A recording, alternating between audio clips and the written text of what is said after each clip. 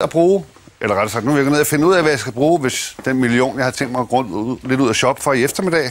Og det kan du hjælpe mig med, Thor. Fordi når du er på besøg her, så plejer jeg at blive inspireret til at gå ud og bruge en enorm bunke penge. Så genererer det overtræk på kontoen? Det kan det i hvert fald. Det kan det i hvert fald.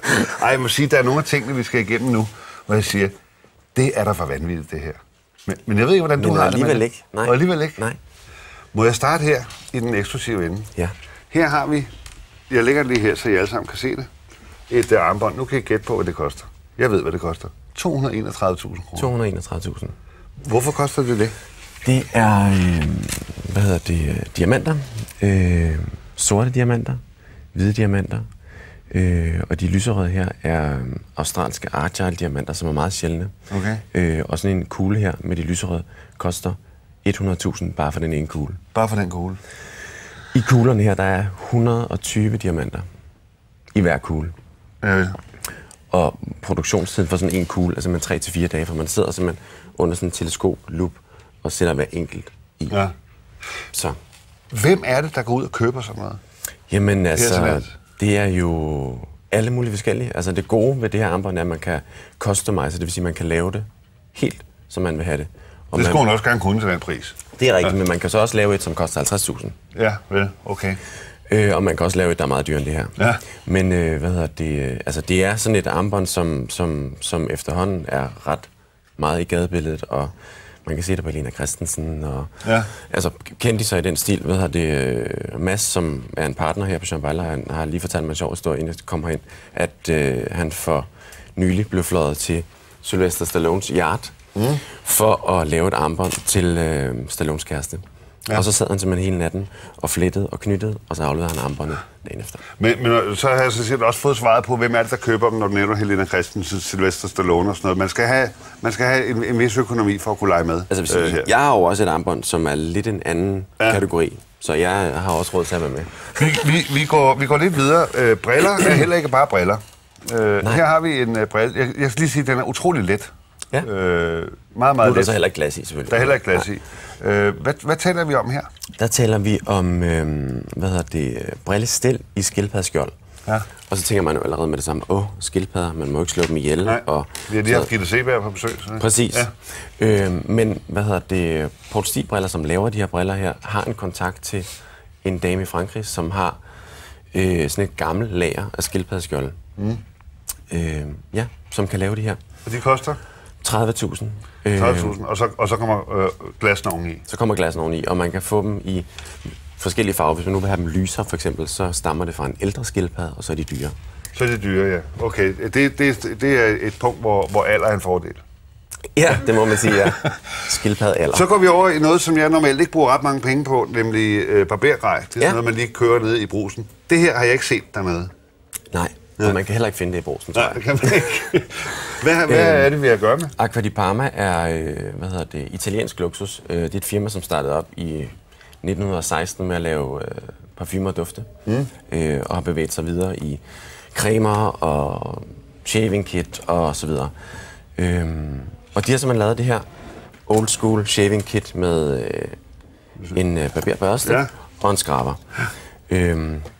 Altså, det er lækkert. Det er Vengue-træ, som er sådan en afrikansk træsort, og hårene her er fra en grævling, som er i live også, som ikke bliver lavet af livet på grund af det. Okay, man klipper bare lidt af den. Fårene, som man klipper hår i. Yes, sådan et sæt her koster 4.000.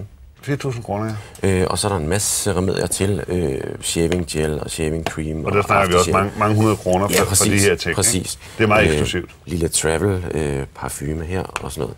Ja. Det, der er det fantastiske ved Acqua di Parma, det er, at man står og pakker alt det her i hånden. Ja. Simpelthen. Og putter de her etiketter på og sådan noget. Så det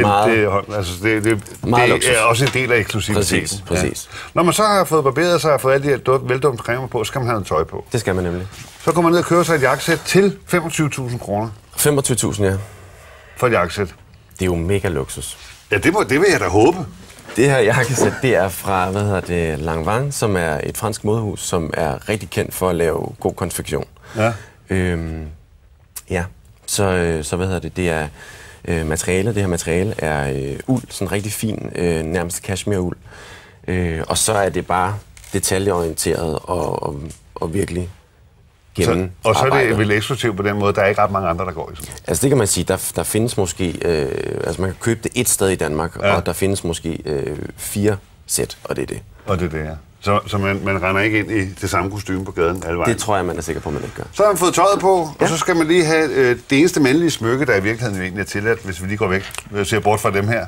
Det er et armbåndsur, og det er jo noget andet end det, jeg har her til 398 kroner, som ikke er ansat. Ja. Og faktisk en stigende tendens inden for uger, ligesom med gamle biler, det er sådan nogle vintage-ure, som ikke findes mere, og som ikke sælges mere. Og som laves i et meget begrænset antal, ikke? Præcis. Ja. Lige præcis det her ur, det er et IWC-ur, som er sådan et gammelt schweizisk kvalitetsur, men som ikke findes mere. Det her er nummer 229 ud af 250. Ud af 250. Så det vil sige, det bliver jo sådan et samme et ur til omkring 120.000, ikke? Det er så det koster nu. Ja. Man kan sige, det er jo et ur, som har været i andre hænder før. Så det er måske ovenikøbet en investering?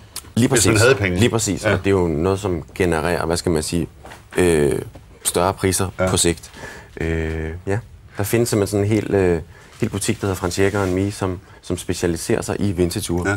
Altså Franciager, ligesom vi kender pengeskabene fra Olsenbanden, nemlig. Vi skal lige nå det sidste halve minut, vi har, og snakke om en forhåbentlig rigtig god whisky, og så den lomlærke, man skal have med, når man går på jagt med sine andre rige venner.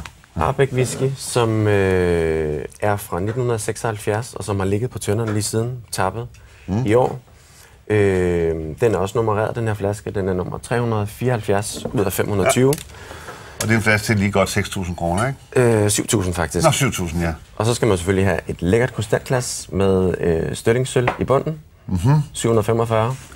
Og når man så skal på tur, lommelærken, som koster godt 5.000.